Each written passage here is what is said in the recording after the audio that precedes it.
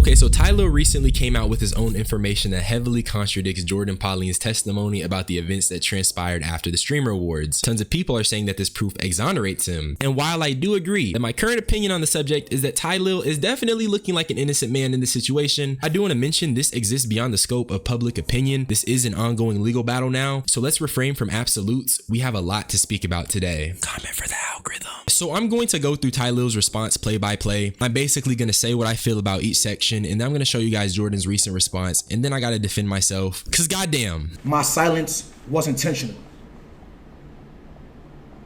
My team has already sent Jordan a cease and desist, and we are also moving forward with a lawsuit for defamation. First things first, this is going legal from both ends. Jordan herself claimed legal action was underway, and now Tylil is specifying that he is pursuing the defamation route, and that's the best way to clear up allegations like these, especially if the woman is lying. So winning the legal way is really just the best way to dispel it, even if it's not perfect. Everything was cool that night.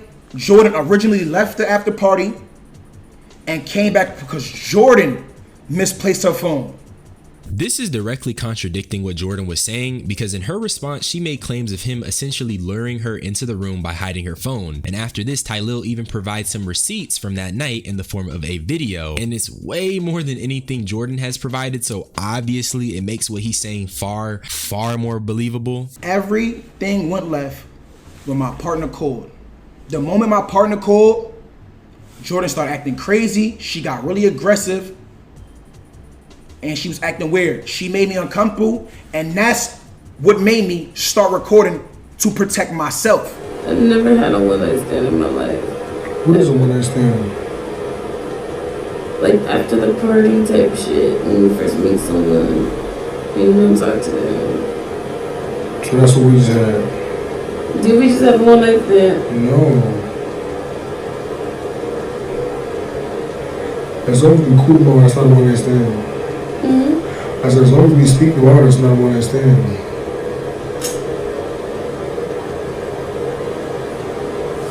It's so many days after tomorrow.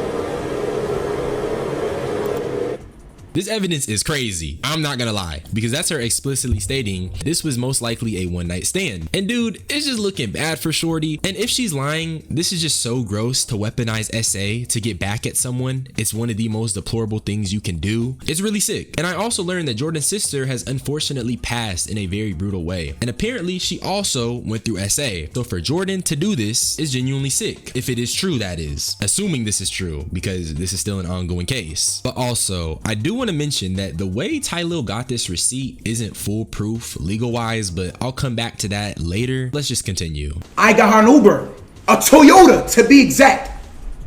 I requested Jordan a Toyota. Jordan left the hotel room.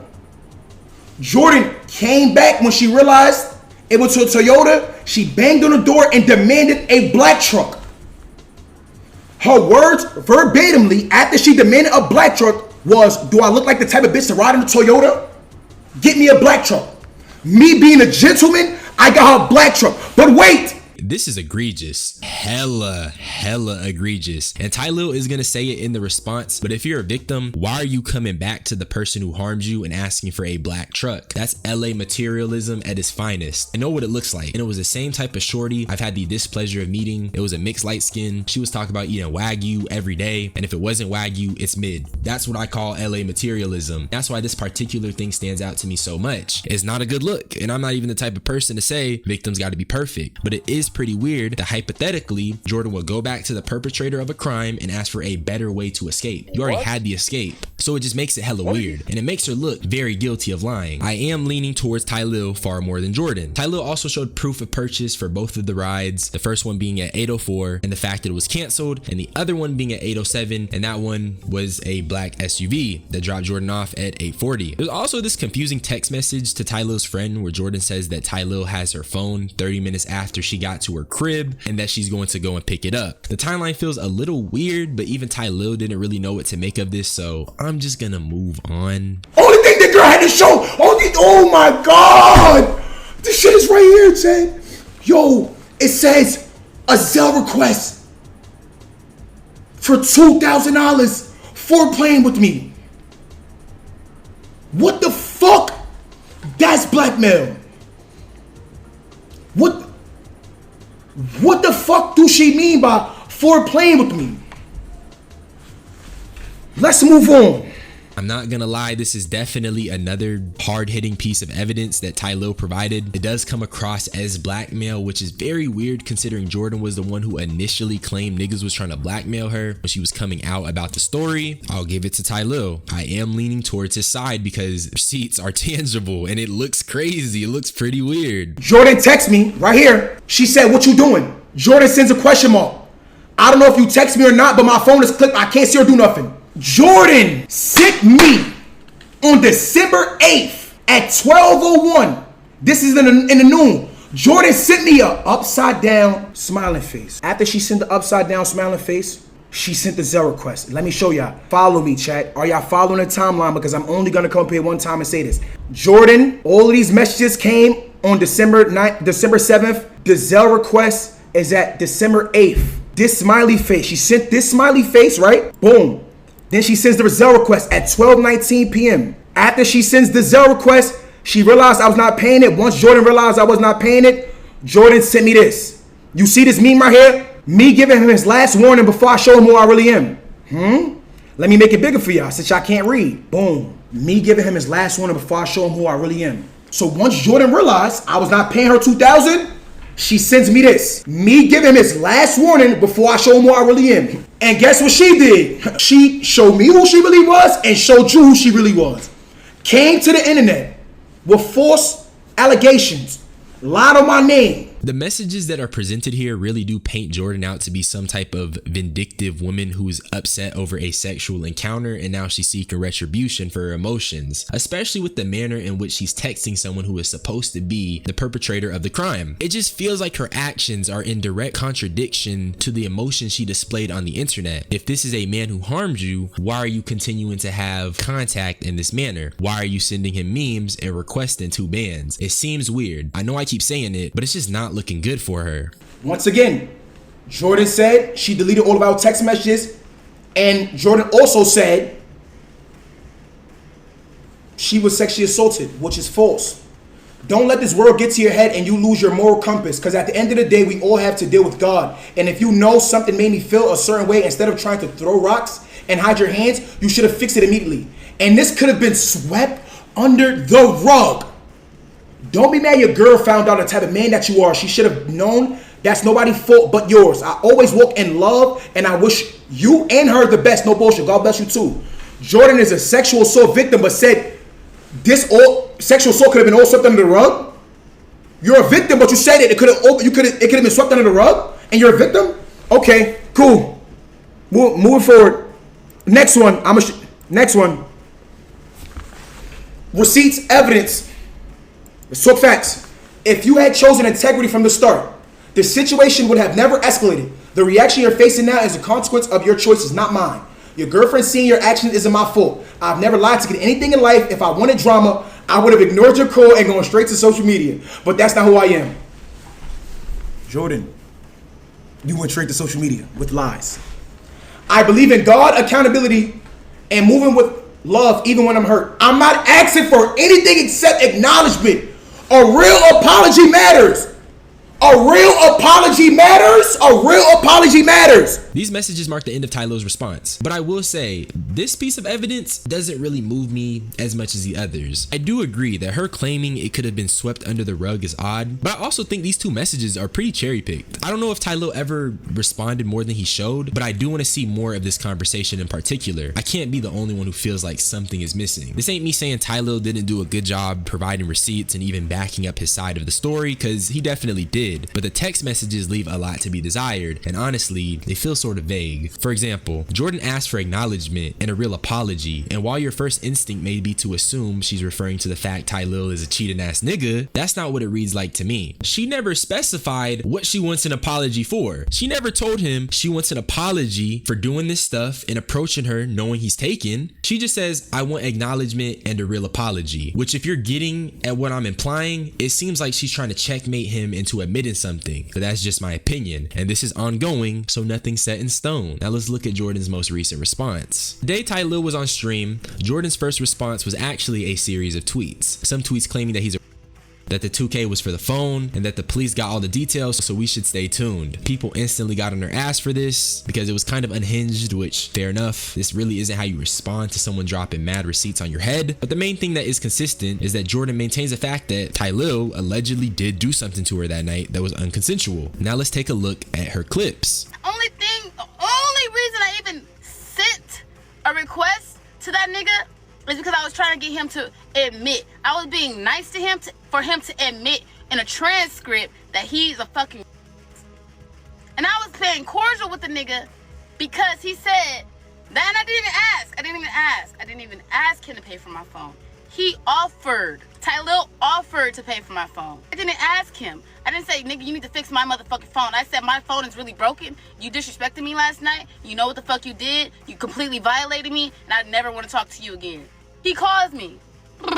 Jordan, you know what? I'm gonna pay for your phone. Just send me your Cash App, your Zelle, and then go to the spot and then tell me how much it is, and then send me a request. The nigga go. As soon as I did that.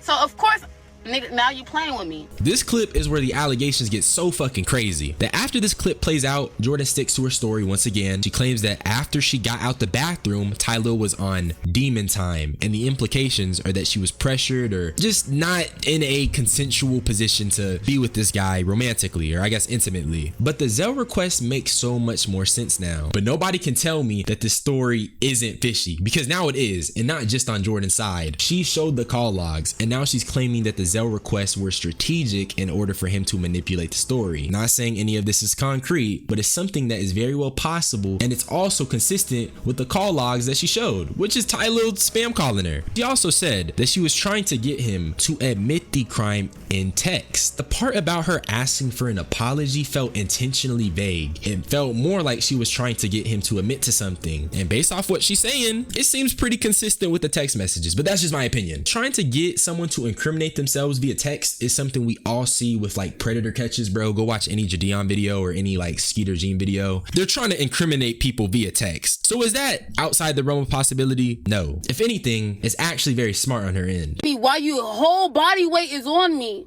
Why are you taping me in the bed if you know you ain't do nothing wrong? Cause you're trying to build up shit to save your ass because you knew you just fucked up. You knew what you did. You knew what you were doing. What girl is gonna fuck and cry? Who fucks and then boohoo crying in the middle of the fucking? The nigga calculated this shit and he outsmarted me in some areas. But it's okay. I don't care anymore. So on top of her claiming that Tylil calculated his response and that it was strategic, I do want to mention that since we're talking about him recording her, let's talk about the whole legal side of this. Because it was after the act itself, it isn't foolproof. And like she said, given the circumstances, legal-wise, they could argue she was pressured into compliance. Tylil having his body weight on top of her, if what she's saying is true, those are not the best grounds to just fully consent. That facet of Tylil's response is not foolproof. Shout out all the girls that's telling me their stories with Tylil. He been like this. It's all premeditated. It's all calculated. It's all premeditated. Y'all gonna wait till the nigga have a documentary out about him. Y'all gonna be like, oh my God. It's all premeditated. It's all calculated. Literally, over 12 bitches done DM me real stories, real receipts. I'm like, did you report it? They're like, no, because I just felt like, I don't know, he offered me 200. Another crazy thing that nobody talked about, or at least from what I've seen, nobody has talked about, is the fact that there are allegedly more victims. I know I have to keep saying it because people are obviously gonna bad faith me, but Tylil has done a pretty good job so far of providing receipts and proof, more so than Jordan, which makes his side far more believable. However, I'm not just going to be completely writing off Jordan because there's not only allegedly more victims, but the fact that there's a potential manipulation of the story at play here is very interesting to me, especially around the text messages in the Zelle request. All I'm trying to say is that Tylil potentially using this to bait Jordan into requesting and spinning that into an extortion narrative is a real possibility. But there's one final clip I want to show you guys of Jordan, then we have to just talk, me and you. He just wanted to fuck me, and that was it. And I'm so disgusted about that because my little white chocolate know about this shit. And that is embarrassing. And I've been putting him on a ringer. He ain't cracked yet. So how the nigga that actually is doing shit for like courting me and shit ain't crack, but the nigga I hang out with one day crack? Like, that's embarrassing. I'm showing this clip because number one, I already know people have been, nitpicking Jordan for being unhinged, and I do agree. To an extent, Jordan has been quite unhinged in her responses, but victims are not perfect, and while many people take this as a Freudian slip, I just take this as cope. I don't think we should word police a potential victim. This is the most obvious joke, gang, and if you know any victims of SA, like, joking about it, come on, bruh, that's cope. I don't think this was a Freudian slip. I think Shorty was just joking about a traumatizing situation. If it's true, all of this is true, this is her just joking about a traumatizing situation and coping with it. Now, I just want to talk, me and you. That's because there's something that the internet is just getting so wrong about me, and I'm only gonna dispel it once. I've been getting super criticized over my recent Kai Cenat video, and obviously when a video does well, it opens you up to criticism. And I just want to start by saying to all the people criticizing me, I love you. It really means the world that I become something worthy of criticism. It means the world that I become someone that niggas care about enough to aim their vitriol towards. The old me might have felt some way, but it's merely part of the game. And as someone who does commentary of this variety, I'd be hypocritical if I try to tell you guys, don't do it. So if you find something wrong with what I say, challenge it. I welcome you to, because that's the nature of what I do. I'm not entirely right all the time. I'm a flawed human, and not every take is going to be a hit. But if you're gonna criticize me, do it right, fuck nigga. Criticize me right. I know it's easy to bad faith me because I make commentary slop, but all my real supporters know I give nuanced takes. I try to remain unbiased, and these are entirely my opinions. My channel has a running motif, a modus operandi, if you will, and that's the fact that these are my opinions. This channel is based on the opinions of an 18, almost 19-year-old. Every video I tell people, subscribe for more unsolicited opinions. None of what I say, unless I can substantiate it, is passed as facts. I will tell you if this is a fact, if this is confirmed, but if I'm consistently saying things like, this is how I'm feeling, this is my opinion, or in my opinion, why is what I'm saying bothering you? You would think I was explicitly stating that Tylil was guilty based on the way niggas are trying to come at me. What I did say was that based on 2 prior incidents of Tylil's lack of sexual discipline, I personally find Jordan's allegations feasible. And here's where the bad faith gets to a tipping point, because before I even talked about Jordan's allegations in that video, I first showed a video of Tylil humping a woman without her consent, and her asking Kai Cenat, is that his man's? But the people criticizing me are going to ignore that because it's easy to bad faith a commentary channel when it comes to defending their faves. And they'll even do it if it means as collateral they end up defending something as weird as humping someone without their consent. You got called out. Fuck nigga.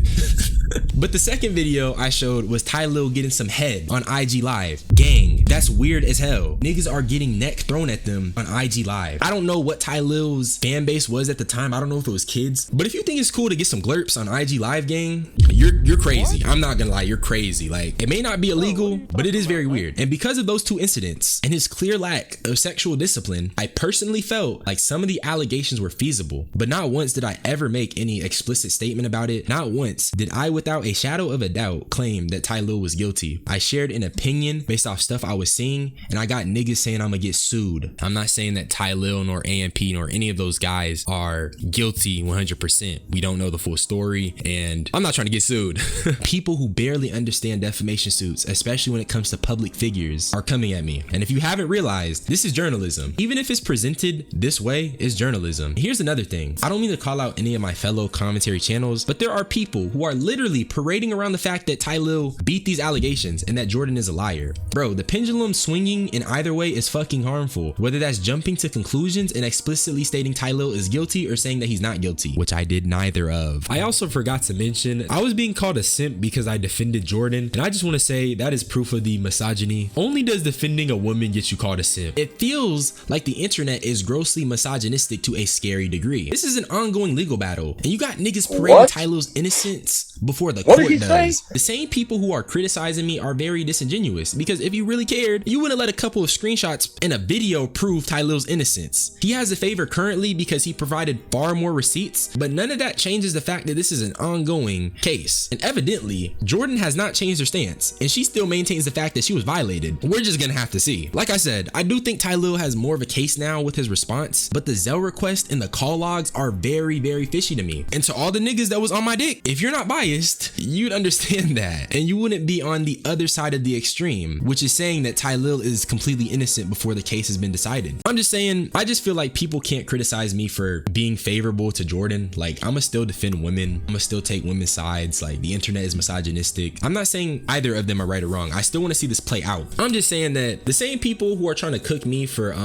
being on the extreme, which I wasn't, are the same people that are also on the extreme and saying Tylil is innocent. He did not be any allegations. This is an ongoing case. He provided a few screenshots that were cherry picked by his lawyers, and that's it. Obviously, it does more because it's tangible proof, but that does not exonerate nobody. Jordan claiming the police involved, he claiming he got a defamation suit, we gotta see. And what I know is that I called these allegations from start to finish. Also, I still think Tylil's kind of weird. Doing freaky IG lives, humping a shorty, no consent. I find that stuff weird. If you don't find that stuff weird, that has no hold on me, because this is my journalism. But for all the people who can conveniently just kind of like ignore the clip of Tylil humping someone with no consent, you got something wrong with you. I'm not gonna lie. That being said, do I need to start having an opinion disclaimer? Because this is kind of getting ridiculous. Like, I do get it's a medal of honor, because now y'all gotta start resorting to bad faith to bring me down and tear my content down, which means I'm doing something right. But goddamn, still though, to the haters, despite my criticism, despite my frustrations, I do love y'all. And to my fans, I love y'all even more, because y'all the ones that's been holding nigga down. But subscribe for more unsolicited opinions. Y'all niggas be blessed. I'm gonna get up out of here. I'm about to go light up a joint and watch Corey Kenshin. I'm gonna catch y'all. Bye bye.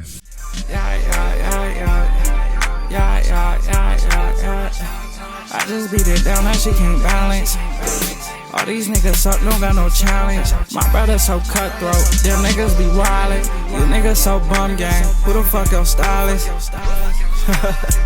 Yeah.